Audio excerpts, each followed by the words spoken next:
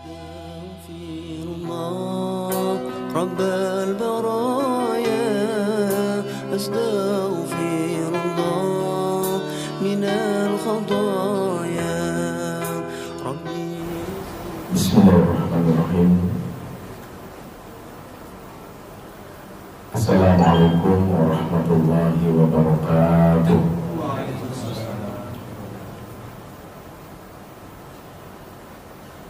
Innal hamdalillah nahmaduhu wa nasta'inuhu wa nastaghfiruh wa na'udzu billahi min shururi anfusina wa sayyiati a'malina. Man yahdihillahu fala mudilla lahu wa man yudlil fala hadiya lahu. Asyhadu an la ilaha illallah wahdahu la syarika lahu wa asyhadu anna Muhammadan abduhu wa rasuluhu la nabiyya ba'dah. La haula wa la quwwata illa billah wa ba'd. Ayyuhal ikhwatul kiram rahimakumullah, saudara-saudariku yang dirahmati Allah, alhamdulillah di siang hari ini kita bisa berkumpul di majelis ini. Mudah-mudahan senantiasa Allah memberkahi kita hari ini dan seterusnya. Dan kali ini kajian kita membahas tema yang menurut saya sangat penting, khususnya dalam masalah pendidikan kerumah tanggaan kita, pendidikan di dalam keluarga, yaitu dalam urusan mengurus anak. Tentu kita beberapa waktu ini harus disadarkan dengan banyaknya pemberitaan betapa sekarang anak-anak kita saat ini berada dalam kondisi yang sangat darurat. Dan ini semua tentu membutuhkan sebuah energi yang luar biasa dari orang tua untuk bagaimana mendidik anak-anaknya menjadi anak-anak yang tangguh. Kita harus disadarkan kenapa? Karena memang banyaknya muncul kasus anak-anak saat ini, baiknya sebagai korban maupun sebagai pelaku. Ini adalah buah dari kondisi dari rumah tangga yang rapuh, khususnya dari orang tua yang salah asuh. Itulah mengapa saya berani katakan adalah malpraktek di dunia ini yang paling bahaya adalah malpraktek menjadi orang tua. Kalau dokter malpraktek, maka mungkin yang jadi korban adalah pasien, betul nyawanya tidak tertolong, ada yang meninggal. Arsitek malpraktek bangunan rumah, mungkin ada juga beberapa yang hancur atau meninggal juga yang ada di dalamnya. Tapi ketika orang tua malpraktek, maka suatu bangsa itu akan sakit, akan mati. Kita akan lahirkan pemimpin-pemimpin yang korup, yang berbuah dari pendidikan dan keluarga. Kita akan melahirkan bagaimana arsitek, dokter, dan segala profesi yang culas, tidak jujur.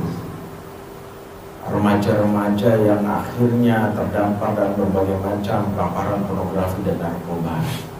Dan ini sungguh sangat miris. Ya, terlebih sekarang munculnya fenomena ya, remaja cabe-cabean yang kita tahu, ya, cowoknya terong-terongan, ya, bencong terong dicabein. Semuanya bermula dari tidak adanya pendidikan dalam rumah tangga. Itulah kenapa pendidikan berkaitan dengan keluarga ini seharusnya sudah menjadi kurikulum Dignas.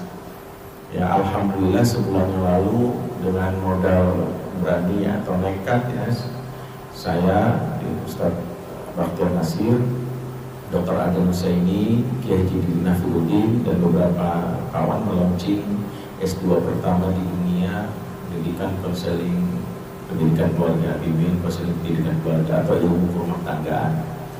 Ya, dapat lisensi dari Universitas Ibnu Khaldun di Bogor untuk S2 Magister Pendidikan Ilmu Keluarga. Ya, salah satunya membahas tentang bagaimana pendidikan di dalam rumah tangga, ya.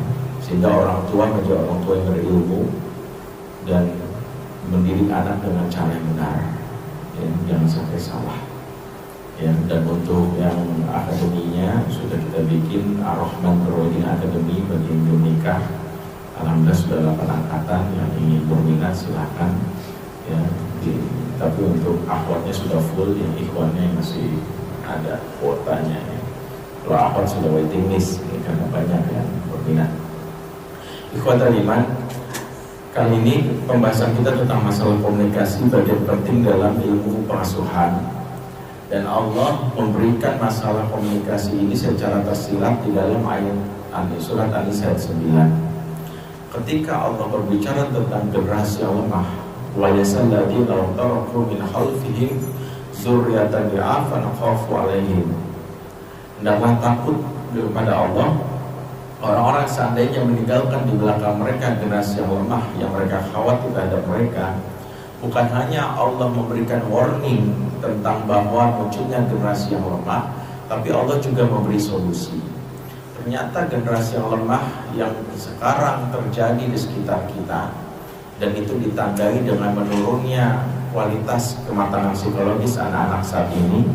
Mungkin pernah disampaikan bahwa berdasarkan penelitian BKKBN ya, bahwa usia psikologis anak-anak sekarang itu setengah dari usia biologisnya. Ini tahun 2011. Jadi kalau kita dapati ada anak berumur 24 tahun, usia psikologisnya kurang lebih 12 tahun. Itu saat ini ya, kurang lebih.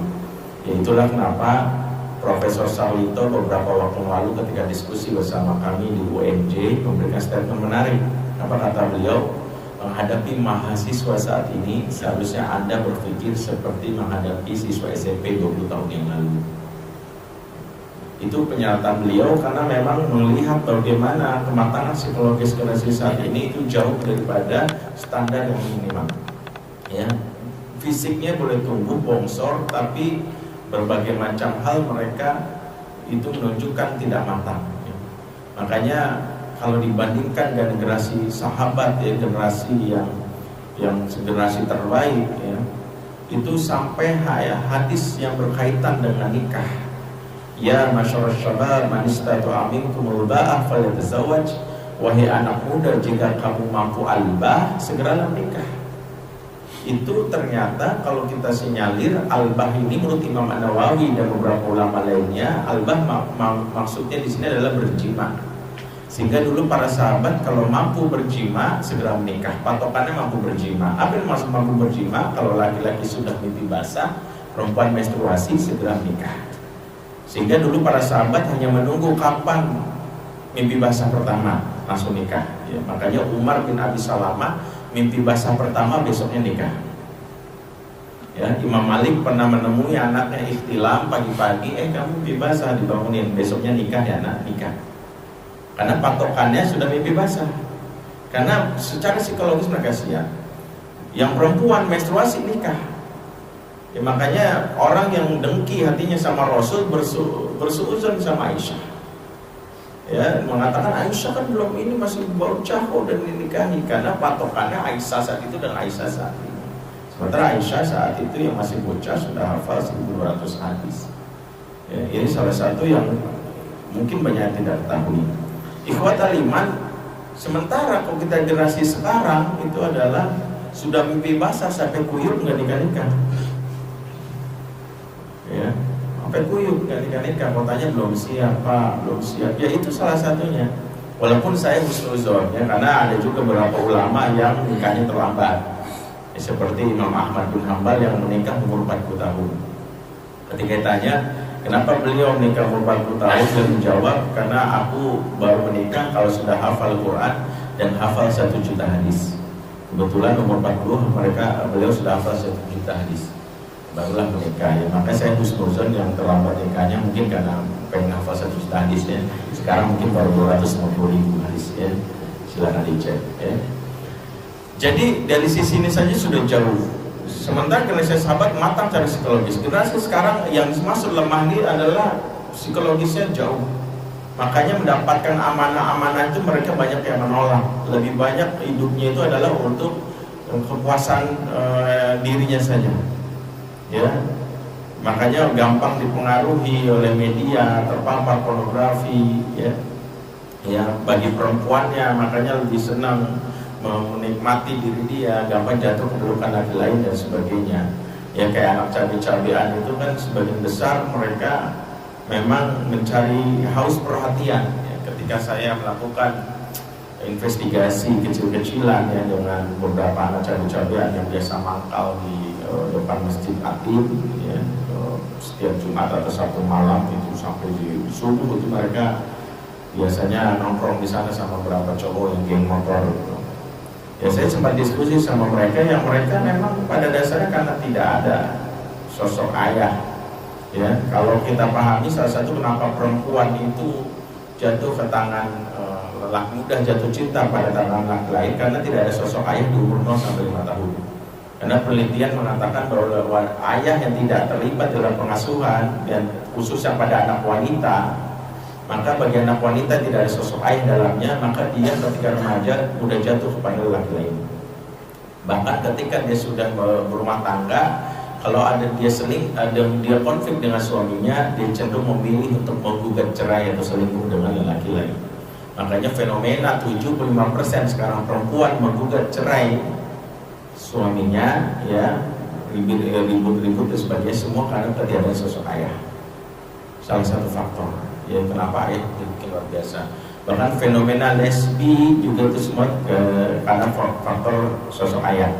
Profesor Guru Slayton dari Amerika pernah membuat penelitian bahwa ternyata pengaruh ayah terhadap pengasuhan anak salah satunya adalah 75% sosok ayah itu mempengaruhi perilaku seksual anak dibandingkan ibu. Jadi kalau anak laki-laki tidak ada sosok ayah cenderung jadi feminin dan gay. Ya, dan saya lagi tangani beberapa kasus gay saat ini. Sampai sekarang masih intensif saya tangani. Yang kedua, kalau tidak ada sosok ayah di wanita, dia cenderung menjadi lesbi, ya, menjadi tomboy dan lesbi. Jadi sekarang mungkin bisa lakukan survei kecil-kecilan. Kalau ada teman kita yang cenderung agak melambai, ya, bukan melambaikan tangan nyerah, bukan gitu. Kita tanya sama dia, jujur saja, kalau kita PDKT, hubungan lu sama ayah lu gimana? Biasanya ada faktor dulu orang kecilnya tidak ada dengan ayah. Dan ini silahkan tanya. Saya pernah juga tanya dengan berapa banyak, karena saya berapa kali survei itu seperti itu. Ya, termasuk dengan artis yang terkenal di TV itu, saya tanya juga karena tidak ada sosok ayah. Nah kembali generasi lemah muncul ini. Nah berbicara generasi yang lemah, Allah Subhanahu Wa Taala memberikan dua solusi dan ini harus kita pikirkan supaya tidak muncul generasi yang lemah. Yang pertama adalah falyattaqullah, bertakwa kepada Allah. Yang kedua wal yaqulu qaulan sadida, dan ucapkanlah perkataan yang patut. Jadi ternyata untuk masalah pengasuhan itu supaya tidak mulai kesalahan, solusinya hanya dua. Solusi pertama urusan non teknis, yaitu urusan spiritual.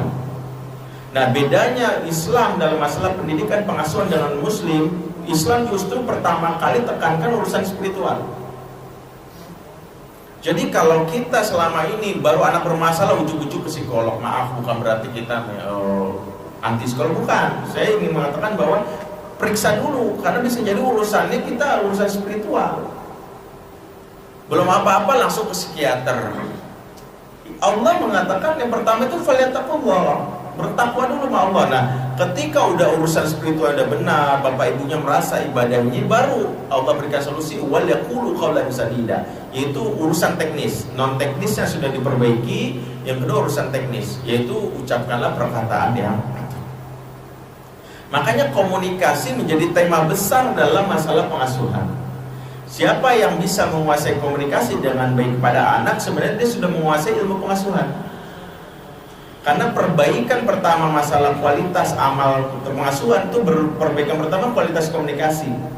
Itulah Allah sebutkan di dalam surat Al-Ahzab ayat 70, ya. Ya alladzina amanu taqullaha wa qulu qaulan sadida yuslih lakum a'malakum wa yaghfir lakum dzunubakum. Ya hai orang-orang beriman, bertakwa kepada Allah dan ucapkanlah komunikasi yang baik, niscaya itu akan memperbaiki amalanmu dan menghapuskan dosa-dosamu. Jadi kalau ada orang tua datang, Ustaz, anak saya kok begini-begini, susah banget, udah gede melawan. Perbaikan pertama adalah perbaikan komunikasinya. Sebelum yang tentu saya sebelumnya perbaikan spiritual. Perbaikan teknisnya perbaikan komunikasi. Karena siapa yang bisa memperbaiki komunikasi dengan anaknya, maka itu bagian dari pengasuhan yang patut. Inilah kenapa, dan anak yang rusak juga bermula dari komunikasi yang salah. Anak yang rusak, anak yang melawan, ya, Ya, itu semua bermula juga dari komunikasi. Makanya kenapa sekarang ada pergeseran, ya. Masalah kenapa ayah dan ibu ini perannya juga hilang, split. Ya, saya berapa kali kalau konsultasi datang ke saya, ya setiap Selasa dan Rabu di Akal Islam Center di Tebet, saya menemukan bahwa sekarang fenomena anak-anak yang sekarang mengalami parent distrust. Ya, parent distrust itu contohnya ini, jadi tidak percaya sama bapaknya sehingga dengan mudah mencaci ibu bapak itu di dunia di dunia online ya. Maaf, ini saya agak lompat supaya sekedar tahu aja. Saya mudah-mudahan kebaca seru.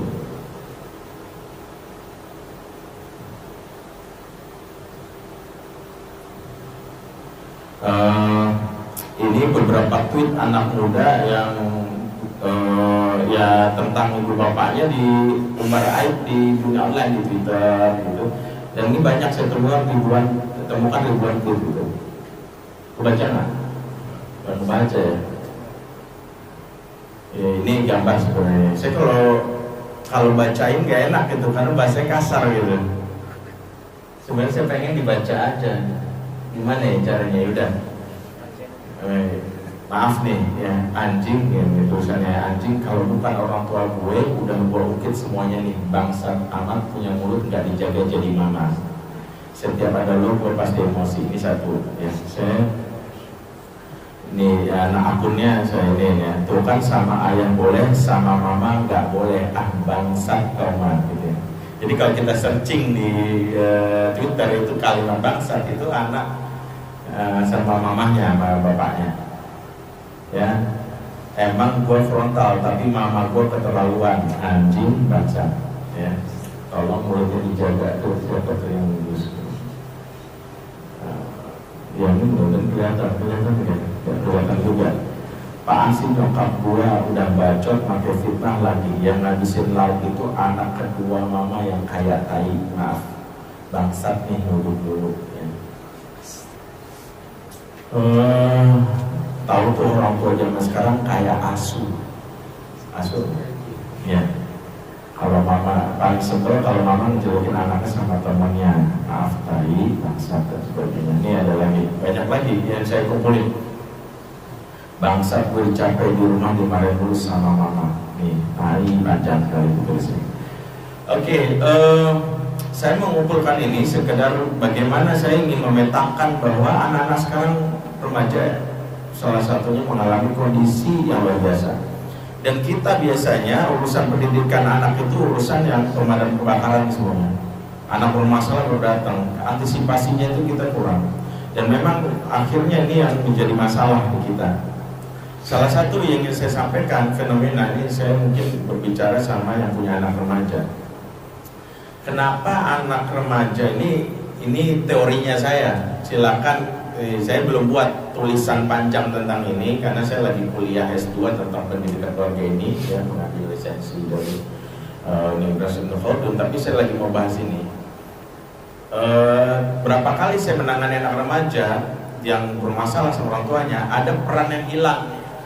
Kenapa? Salah satu penyebabnya ya. Penyebab utamanya adalah split peran antara ayah dan ibu.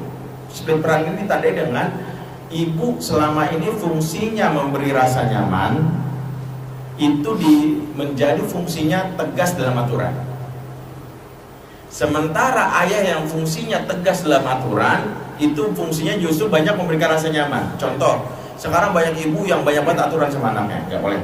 Gak boleh, dan sebagainya. Ini gak boleh, gila bapaknya boleh. Udah nak, karena bapak kan udah seminggu gini, boleh semua boleh. Tapi kan mas, udah biarin buat anak. Membiarkan istri menjaga aturan di rumah membuat anak tidaknya bermusuhi ibunya, itu zolim sama istrinya, sehingga suatu saat anak ketika remaja dia gak mau betah di rumah. Siapa yang harusnya tegas dalam aturan? Karena fungsi laki-laki itu kalau kita bahas, ini temanya harusnya tema tentang pendidikan anak laki-laki dan pendidikan anak perempuan, karena beda dari Islam. Ya, laisa dzakaru kal untha dalam Al-Qur'an. Lelaki itu berbeda dengan perempuan, makanya pendidikan anak laki-laki beda dengan pendidikan anak perempuan. Dan itu dikaji dalam Al-Qur'an. Ya, kapan-kapan kita bahas itu, tapi ini kaitannya dengan masalah peran saja. Ketika ibu lebih banyak ribet dalam aturan dan bapak lebih banyak merasa nyaman, ini split sehingga membuat anak memusuhi ibunya ketika remaja. Maka ketika ibu sudah memusuhi oleh anaknya, ini pintu pertama, anak nggak mau betah di rumah. Silahkan nanti yang mengalami ini evaluasi. Ya kalau ada yang bilang, oh ini kayaknya keluarga saya banget nih, istri saya banget nih, dia bawel gitu sama anaknya, saya yang bilang udah masa sama anak gitu. Kebalik, Quran berbicara tentang aturan, justru bapak yang banyak bicara. Ketika Luqman melihat anak yang mulai remaja, belajar remaja nakal, ini ada dalam tafsir Tabari, itu Luqman lah yang memberikan perintah mulai dari ayat 12 sampai 19. La tusyrik billah, wala tusir khodaka linnas, la tamshi fil ardi marha dan sebagainya. Itu aturan dari bapak. Sementara ibu dalam Quran sebagaimana fungsi aslinya litaskunu ilaiha. Dan ini menurut beberapa ulama artinya fungsi perempuan, memberikan rasa nyaman. Sakanul lahum, memberikan rasa tentram. Jadi kalau bapak yang mengatakan tidak, ibunya mengatakan sabar ya nak, ya mudah-mudahan kamu kuat. Seharusnya ibu yang gitu. Kalau sekarang kebalik. Jadi kalau mau istri kita, saya nggak nyalahkan ibu yang banyak aturan. Ini karena bapaknya yang nggak berfungsi. Kalau udah begitu, maka anak hilang. Dan saya tangani beberapa kasus seperti itu. Nah, itu salah satu masalah besar. Selain juga masalah faktor yang lain. Jadi evaluasi, kalau ternyata ini kayak istri saya yang kayak banyak aturan banget di rumah ke anak, saya justru membebaskan, bahaya. Nanti anak kelak ketika remaja dia akan memusuhi ibunya, dan kalau anak sudah memusuhi ibunya dia akan tinggal di rumah. Ya, dan itu lebih banyak faktor luar. Oke, karena itu masalah komunikasi menjadi tema penting kita yang akan saya bahas dalam waktu yang singkat ini. Karena materi komunikasi ini kalau di kampus saya ngajar di UIN, yang pernah ngajar, ya sekarang udah nggak lagi. Di UIN itu 1 semester komunikasi pengasuhan ini. Dan di beberapa sekolah tinggi saya ajar itu 1 semester. Mudah-mudahan saya bisa meringkas dalam waktu yang singkat ini. Oke, komunikasi populer saat ini ingin saya katakan ini yang biasa lakukan oleh orang tua kita, yaitu banyak mengkritik, sedikit memuji. Ya, ini dimulai dengan kalimat, selalu dengan kalimat tapi itu. Kalimat tapi itu kalimat yang sering kita dengar. Ya, dan itu kalimat yang paling dibenci oleh anak ya. Kamu tuh cantik tapi bawel. Jadi ingat cantik bawel. Ya, kamu tuh pinter tapi bau. Ya. Banget tapi itu tuh penghancur banget dalam komunikasi. Ya kayak orang kalau presentasi ada kalimat tapi itu bahaya. Pasti berantem itu bermula dari tapi. Proposal Anda bagus tapi tidak realistis. Kemudian dibantah sama temannya, memang tidak realistis, tapi kan bisa kita usahakan. Temannya bilang lagi, bisa diusahakan sih, tapi kan mepet waktunya. Dari tapinya bisa berantem. Waktunya kan memang mepet, tapi kan bisa kita kan punya banyak tim. Dari tapi, anak remaja itu, anak-anak biasanya banyak dikritik, sedikit memuji. Banyak bicara, sedikit mendengar, too much talking kepada anak sehingga anak berpikir dia tidak punya hak untuk berpendapat. Jadi belum apa-apa udah nasihat. Ya kadang orang tua berlupa bahwa kadang anak tuh harus menemukan sendiri masalahnya dan dia mencari solusinya. Dan kesulitan kita adalah mendengar.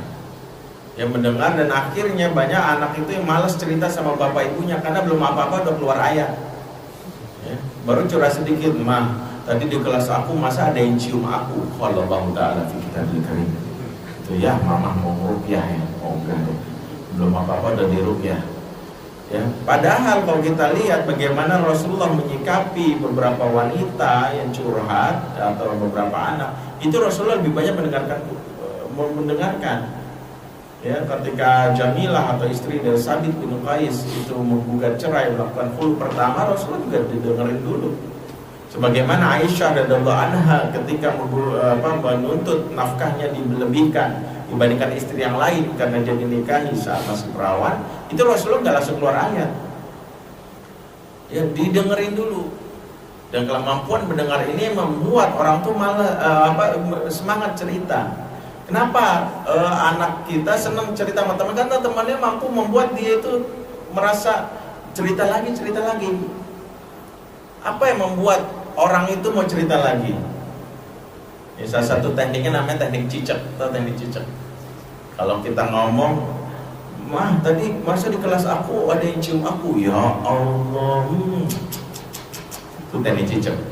Ya. Jadi kalau kita biasa itu dia akan terus cerita karena respon, "Oh gitu ya. Ya Allah." Itu membuat orang akan terus cerita. Coba perhatikan, ada penelitian di Singapura khusus bagi perempuan. Kalau dia menelpon temannya setiap 30 detik sekali, dia akan meminta respon. Kalau temannya cuma dengerin gini doang, dia 30 detik akan mengatakan, "Kamu dengerin gak sih?" Maka temannya akan bilang, "Dengar." Dia cerita lagi. Kemudian dia 30 detik kemudian gak ada respon, temannya masih gini aja. Dia akan nanya, "Kamu dengerin gak sih?" 2 kali dia menanyakan itu, dia gak berminat cerita. Makanya kenapa kalau orang nelpon itu, khusus anak kita, kasih respon, "Ya Allah, gitu ya, Masya Allah, Allahu Akbar, hebat kami anak." Gitu doang. Anak, iya tadi aku bla bla bla, dia cerita. Dan sekali-kali jangan bicarakan ayat di situ. Karena emang gak boleh bukan ada saatnya. Ibnu Mubarak pernah mengatakan, Ibnu Mas'ud pernah mengatakan, jangan kamu membuat orang menolak ayat-ayat hanya karena kamu tidak tahu cara menempatkannya. Ya. Karena kan semua itu kontekstual. Jangan sampai orang jadi membenci ayat-ayat Allah karena nggak pas. Jadi sampai anak kita jadi sebel banget sama ayat-ayat Allah karena lagi nggak pas konteksnya. Karena itu memang harus paham konteks. Maka ciri anak sudah siap dinasehati itu 3. Boleh kasih nasihat? Boleh. Cirinya itu ada 3. Yang pertama, telapak tangannya siap diusap. Telapak tangan bagi anak ini jendela jiwa. Siapa yang bisa menaklukkan telapak tangan seorang anak, dia sudah menaklukkan hatinya. Makanya kenapa anak kecil itu nggak mau salaman sama orang baru dikenal, dan jangan dipaksakan. Saya katakan jangan orang tua maksain anaknya nggak salaman sama orang belum dikenal, karena ini radar sensor dia.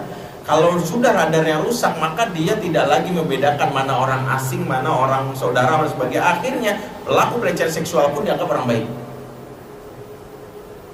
Karena makanya kalau anak kita nggak mau salaman, dia bilang, nggak sopan, biarin aja. Karena dia belum nyaman. Bagi orang yang anak nggak mau salaman sama dia, biasa aja. Nah, bagaimana cara menaklukkannya? Berarti taklukkan telapak tangannya dulu. Ya. Telapak tangan ini bagi anak nih jendela jiwa. Kalau dia nyaman dipegang, gitu ya, ini nanti dia akan berpikirnya orangnya apa? Telapak tangannya dulu. Yang kedua adalah nafasnya sudah teratur. Kalau dia masih gitu, jangan langsung ini. Berarti dia butuh keluarin dulu emosinya. Itu ada di materi pembahasan berikutnya. Yang ketiga, yaitu pada saat punggungnya sudah nyaman diusap. Jadi kalau punggung sudah nyaman diusap, itu orang sudah mau cerita. Ya, ini juga berlaku sama istri. Jadi kalau istri telapak tangan yang mau dipegang, tadi masih sebel sama kita, jangan sekali-sekali keluar ayat. Ingat ya, sayangku ya, taat sama suami, itulah udah males banget gitu. Jadi jangan. Jadi kalau dia tangan yang mau dipegang, udah maafin aku, udah gitu aja. Nafasnya belum teratur, sama yang ketiga punggungnya yang rusak. Banyak bertanya sedikit paham, ini sering kali nih nanya udah kayak KPK sama koruptor, kamu kenapa? Cerita sama mama ini yang paling dekat sama kamu. Yang dibutuhkan anak, kalau kita nggak mampu membuka hatinya dengan pertanyaan, maka buatlah pernyataan. Ubahlah pertanyaan jadi pernyataan. Contohnya gini, anak lagi sedih. Dan ini banyak nih, anak sedih banyak tanya. Saya pernah menangani beberapa TOT waktu itu diutus oleh Kementerian Pemuda Olahraga di Gunung Merapi ketika menangani beberapa relawan yang berkomunikasi sama anak-anak korban bencana alam itu. Banyak relawan yang baru datang langsung nanya, kamu kenapa dan sebagainya. Ini kalau dia mau marah, dia semua bilang mau gue ceritain semuanya. mulai dari kambing gua hilang, bapak gua mati sebagainya. Ya orang nggak butuh itu, ditanya ya sebelah, emang lu nggak baca berita apa? Kan harusnya dibutuhkan. Ya Allah, memangnya kalau kehilangan itu udah mati gitu ya. Dan jangan nasihat dia akan bilang, wah kamu kan nggak ngalamin. Kadang kita bilang sabar ya, kadang kita lupa sabar itu nanti kelak akan datang pada diri kita sendiri. Makanya saya selalu berpikir kalau menasihat orang sabar itu ngukur diri dulu, karena belum tentu kita sekuat itu. Makanya dibutuhkan tuh empati, menyatakan dulu tuh aku pernah kehilangan kucing aja nangisnya sampai 2 hari gitu. Makanya aku kebayang deh gimana kamu sampai kehilangan orang tua. Makanya kalau kamu mau nangis, nangis aja, tapi mudah-mudahan nangisnya gak membuat kamu lupa sama Allah. Gitu aja, dia akan merasa, kita empati. Ingat, pahami. Orang kalau lagi sedih itu dipahami, jangan banyak nanya, sebel ya. Yang berikut banyak melarang sedikit solusi. Ini sering banget nanti, jangan gitu ya. Akhirnya membuat anak gak kreatif, yang membuat akhirnya anak-anak kita akhirnya apa-apa itu dia cenderung tertekan. Khawatirlah jika anak mengalami 3 hal. Ini tanda anak tertekan. Ya saya selalu lakukan ini sama anak yang baru ketemu sama saya. Pasti bapak ibunya ini otoriter. Pertama, jika gerakannya minimalis. Gerakan minimalis itu kalau bisa anak kecil diajak senam, dia gerak yang lain gini, gini. Tuh. Ini bukan karena lemes, karena dia sedang mencari searching, karena nggak biasa mengekspresikan secara total. Yang kedua, kalau ekspresinya minimalis, kita buyur ketawa, yang lain ngakak, ini jangan salahkan anak ngakak, karena dia bentuk kebebasan dia. Ya, walaupun memang kaidahnya ketawa itu lebih, tapi ini spontannya, dia masih. Yang ketiga, mata tidak berani menatap lawan bicara. Dapati 3 anak seperti ini darurat, pasti dia tertekan dalam masalah itu. Makanya salah satunya banyak larangan, ya, gak berani inisiatif, maka rasa takut dan sebagainya. Maka Islam itu kalau kita perhatikan ayatnya selalu memberikan solusi. Larangan ada solusi. Ada kisah seorang anak bernama Abu Rafi bin Amr al-Ghifari. Suatu saat dia itu punya hobi melempar kurma.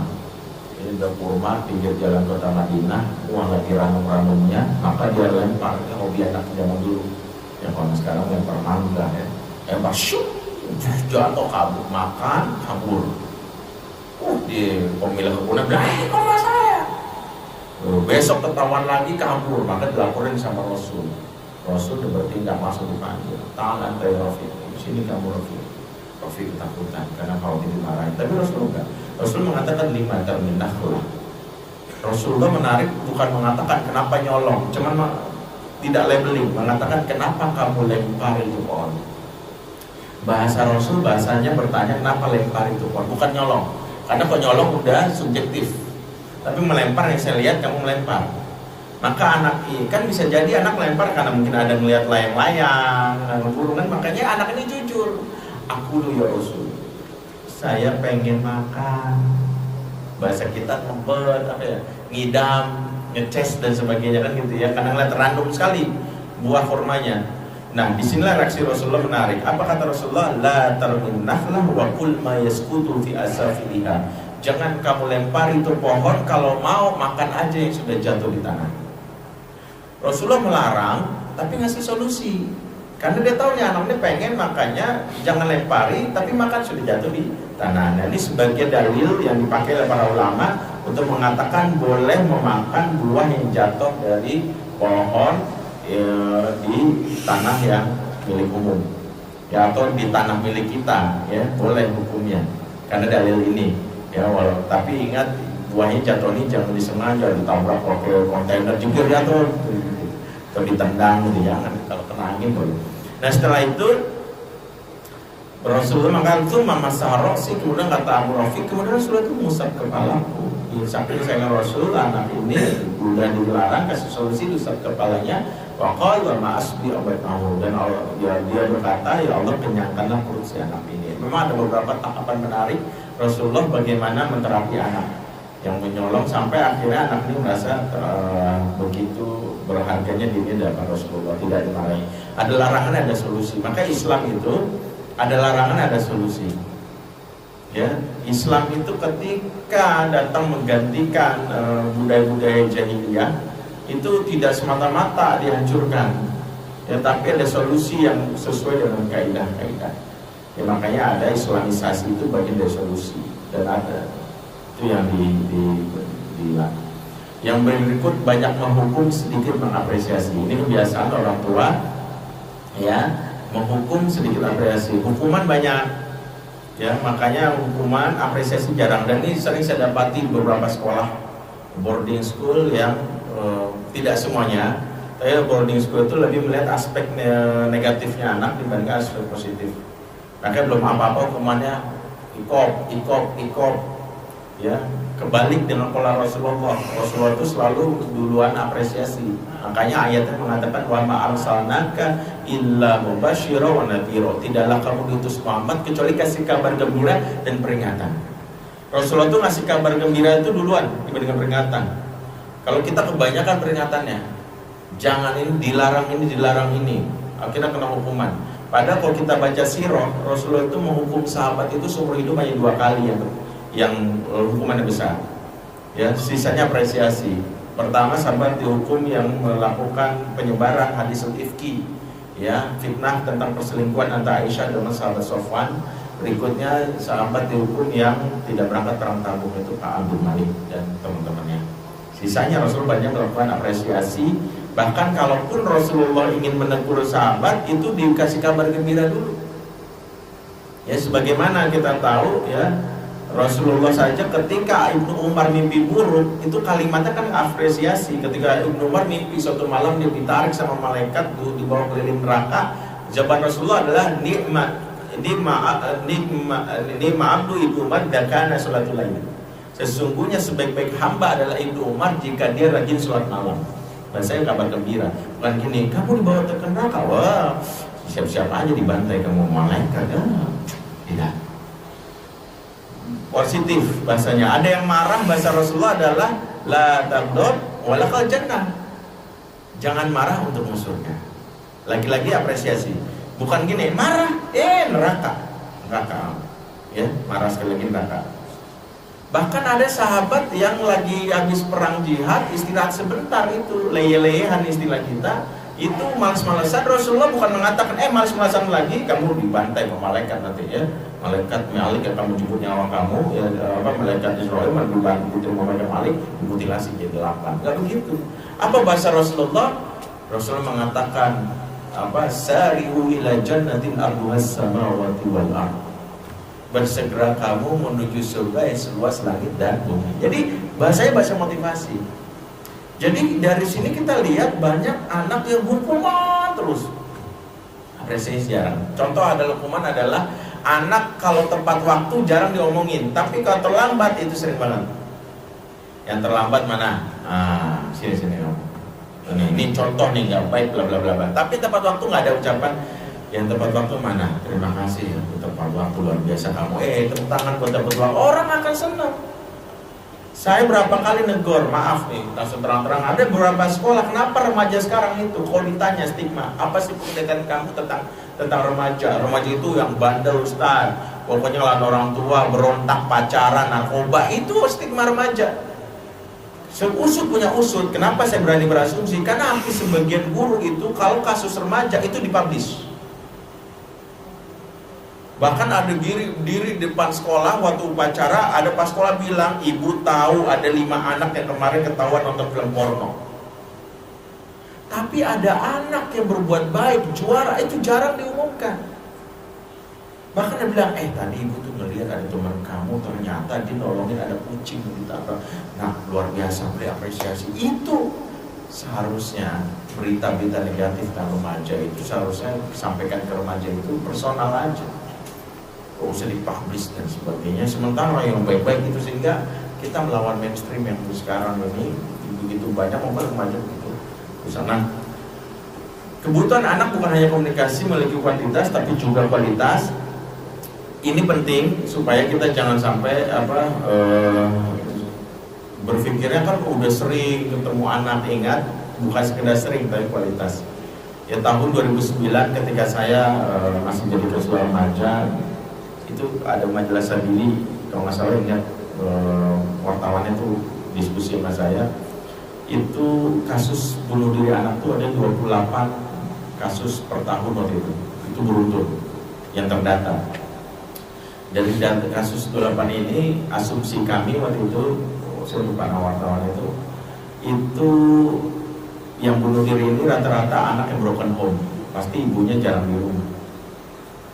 Gitu. Ternyata setelah selidiki 28 anak bunuh diri ini ibunya yang sering di rumah. Tapi kok anak bisa bunuh diri? Karena sering, tapi anak tuh kesel di rumah sama ibunya. Karena sering tapi bilang, itu kok jemuran belum diangkat. Ya Allah, kamu kok nonton mulu? Gimana kamu bisa sukses? Adik kamu tuh lulus, adik kamu lulus.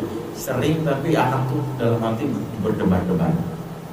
Yang betapa banyak orang sering komunikasi tapi isinya adalah tagihan mulu. Kan sering tuh. Tapi setiap ada SMS atau telepon dia komunikasi, kita udah berdebat cemas. Ini orang komunikasi masa tapi kok gak nyaman. Ingat, rumusnya bukan sekedar sering tapi berkualitas. Ya, sering penting tapi kualitas juga jauh lebih penting.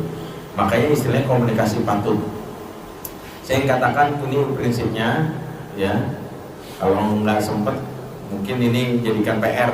Kalau saya ngisi kajian lagi sini saya lanjutin. Tapi prinsip dasarnya, komunikasi patut itu minimal efektif untuk kini dan nanti. Kenapa saya nggak sebut komunikasinya efektif? Karena efektif itu yang penting tuh hasil. Ingat, Islam tidak memberi hasil tapi proses. Makanya betapa banyak kalau pengen hasil gampang. Anak mau sholat gampang, tinggal sholat. Terus pasang golok di belakang, terus belakangnya ada samurai, di belakangnya ditombak. Sholat nggak? Anak yakin sholat. Pertama, efektif nggak? Efektif. Tapi nanti anak ketika dewasa, lepas dari bapaknya, mereka alhamdulillah kita bisa mabuk bareng-bareng, nggak ada bapak. Dan ini saya temui, betapa banyak kita berpikir efektif saat ini tapi enggak. Itulah kenapa komunikasi yang efektif itu adalah dampaknya nanti saat remaja. Ini dialami oleh Yusuf alaihissalam, di mana komunikasi yang empatik dari bapaknya itu membuat dia itu terkenang sama bapaknya pada saat dia justru hampir melakukan perbuatan zina dengan Zulaikha. Ada dalam surat Yusuf ayat 4 dan ada tafsirnya dalam tafsir Mukathir. Ya, walaupun hamad bi wa hamad biha laula an ra'a burhana rabbih. Ya, kita kapan-kapan bahas ini. Jadi bukan saat ini, tapi terkenang-kenang. Ya iya, pantesan aja dulu ayahku pernah mengatakan ini. Itulah kenapa sekarang begini. Jadi itu dia merasa dapat ilmunya. Efektif bukan sekarang, tapi bukan sekedar sekarang tapi nanti. Ya, makanya patut ingat betapa banyak kita kalau memperhatikan hasil, pengen aja ngejar hasilnya. Padahal Islam itu, pengasuhan itu dihisab adalah proses. Ya, Allah katakan dalam surat At-Taubah ayat 9, ya. Di surat wa qul i'malu fa sarallahu amalukum wa rasuluhu wal mu'minun. Katakanlah, bekerja saja kamu, Allah, Rasul dan orang mukmin yang menilai. Jangan karena bikin hasil akhirnya kita abaikan proses. Alhamdulillah Ustaz, anak saya setiap hari saya gambarin, alhamdulillah hafal Quran. Saya bilang mudah-mudahan hafal Qurannya jadi pahala, tapi gambarnya tetap dihisab. Jangan berpikir seolah menggambar anak itu untuk itu kalau tanpa alasan yang jelas itu nggak akan dihisab. Kalau nggak dibenarkan, bahkan untuk menyuruh sholat saja, memukul anak itu ada adabnya. Salah satunya 45 derajat, sebagian ulama nggak boleh lebih dari 45. 45 itu kan berarti nggak boleh tangan ke atas, apalagi dari jauh. Ini udah berapa derajat nih? Ini udah hampir 180 lagi nih, 180 jebret kan gitu. Ya 45 kan berarti segini nih. Kalau anaknya di sini berarti tandanya tegasnya bukan sakitnya. Kalau kita kan berpikir menyakiti anak, ini kan tegasnya. Nah itu kadang kita nggak pahami tentang hal ini. Ya, makanya kenapa memang yang harus kita pikirkan bukan hasil. Kenapa yang namanya Nuh alaihissalam itu dapat gelar Rasulul Lazmi, padahal secara dakwah jumlahnya itu paling sedikit. Inni dautu qaumi lailan wa nahara falam yazidhum du'ai illa firara. Aku tuh berdakwah siang dan malam, ini Nabi Nuh. Bukan bertambah umatku melainkan kabur. Artinya Nabi Nuh dakwahnya siang dan malam, enggak henti. 950 tahun dakwah, jamaahnya cuma 40 orang. Logikanya setiap 23 tahun sekali orang baru daftar jadi anggota satu. Ibarat kata pengurus musola cyber ini, Al Barokah ini, nungguin setiap 23 tahun satu orang daftar jadi anggota. 23 tahun sekali sampai ada burung walet sarang di atas. Itu orang baru ini kan berarti membosankan. Tapi ini adalah balasan. Ya, dia digelari Rasulullah ini bukan banyaknya jumlah, tapi karena kerjaan dia.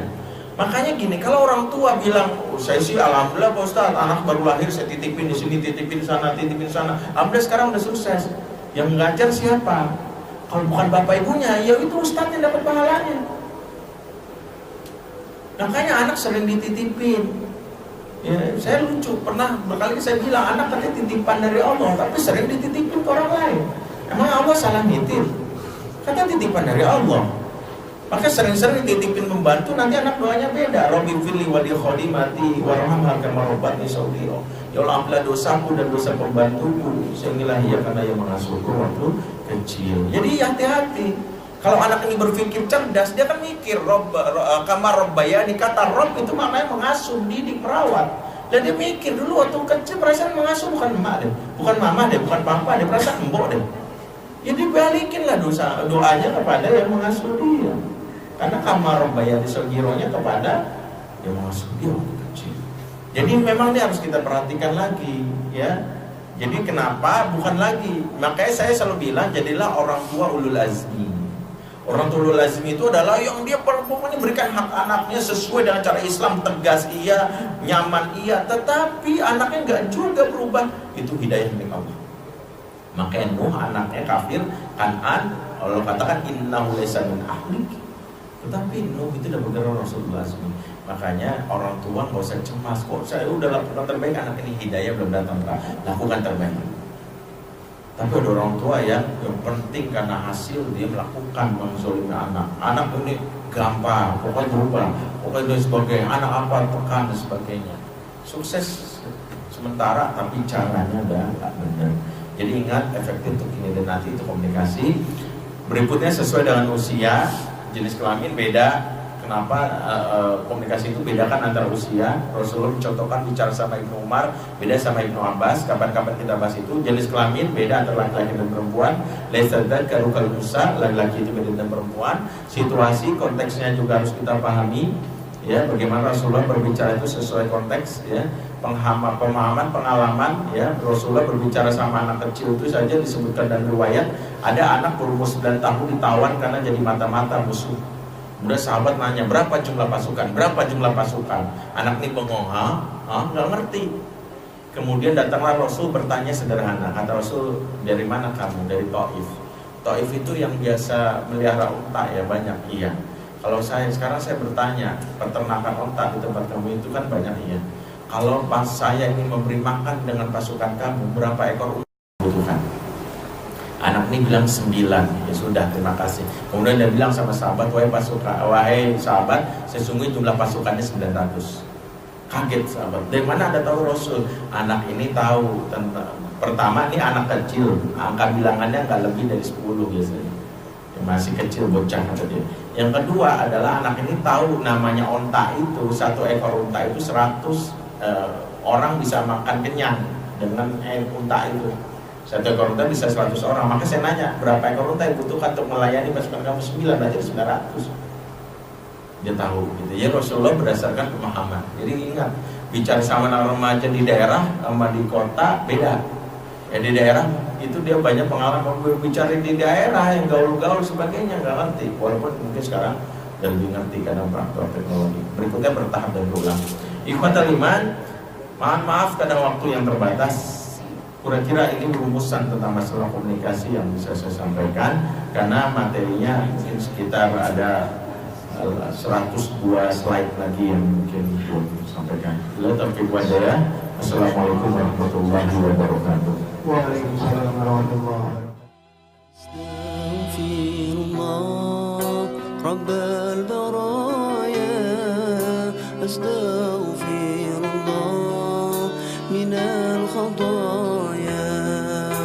ربي زدني علما نافعا ووافقني عملا صالحا